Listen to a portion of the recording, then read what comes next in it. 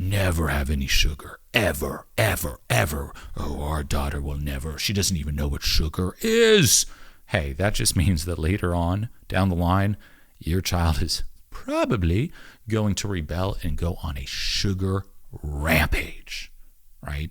One thing I even noticed myself, I'm originally from Switzerland, right?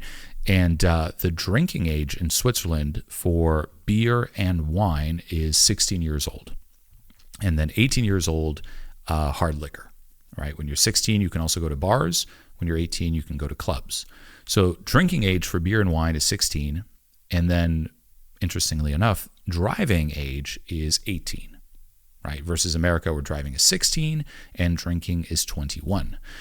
But what I've seen is in America, there's such a taboo around drinking. Once more, you have to be 21. It's this big deal. It's big deal that people will go on these rampages, right? Like I hear stories of people even in high school just going insane in this form of rebellion because it's so taboo. It's so like, no, 21. As opposed to for myself and the people I knew growing up, it really wasn't that big of a deal.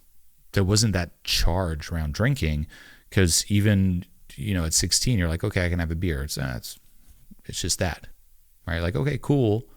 But there wasn't all that binging. I've really not seen, even in high school, even in college, like there really wasn't that binge drinking. People would drink, sure, but it wasn't like, oh, we snuck the bottle. Oh, it wasn't this big deal. So as a parent, you could say, hey, if you go super, super strict on stuff, eventually kid's going to rebel. Now, that doesn't mean go completely, oh, loose, yes, here, drink. No, it's finding a balance. It's finding a good medium, right? Not zero control, not too much control. It's like, what's that nice balance, and practicing that, all right? Being extremely controlling and strict also puts your child in a fear state, right? I talked about this in a previous episode too with bad parenting, right? Or you could, the book, but also when it comes to gentle parenting, parents who are just always checking in and every little thing is a big deal. Like imagine in your life, there's someone just walking around, like someone just behind you, walking around, following you and just correcting you on everything, right? Like, hey, don't jump too high on the bounce house. Oh, you said the wrong word. You should say it like this. Oh, don't forget that. Oh, manners. Hey, didn't we talk about this? What did I say before? See, that was happening at all times. Like even me with the podcast here, there's someone next to me. It's like, oh, Julien, don't put your hand up like that. Oh, okay. Did you miss a point? What did we talk about? Like, and I just know there's those eyes, like just judging, like you could say well-intentioned at a core, but just kind of judging eyes. Oh, the state that it would condition someone to be in. Right? And a state of fear, ultimately. You're just like, oh, am I going to get corrected? Did I do it right? Did I do it right? And also, again, massive just perfectionism that will most likely follow them later on in life, right?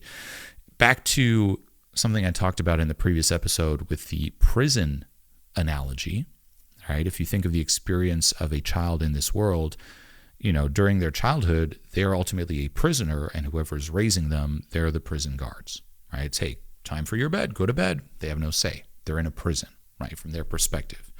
Now, as a thought experiment, taking this analogy, what is happening here, or if you decide to go this route, I'm going to be very strict. Everything will be controlled. You turn into that type of prison guard. The prison guard who, again, everyone's like, just way too strict. And guess what? There tends to be a rebellion.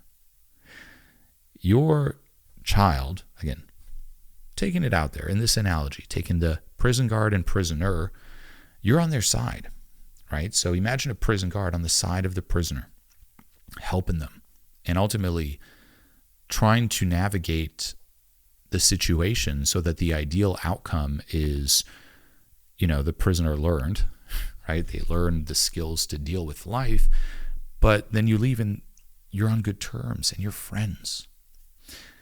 If you're someone who's too loose, you try to go the friend route, and I've seen parents do this too. I want to be friends with my kids. I want to be friends. Look, friends. And yes, you're friends, but you can't disown then the other side of, you're also there to guide them and educate them and prepare them for the world and teach them about right and wrong and teach them about boundaries and values.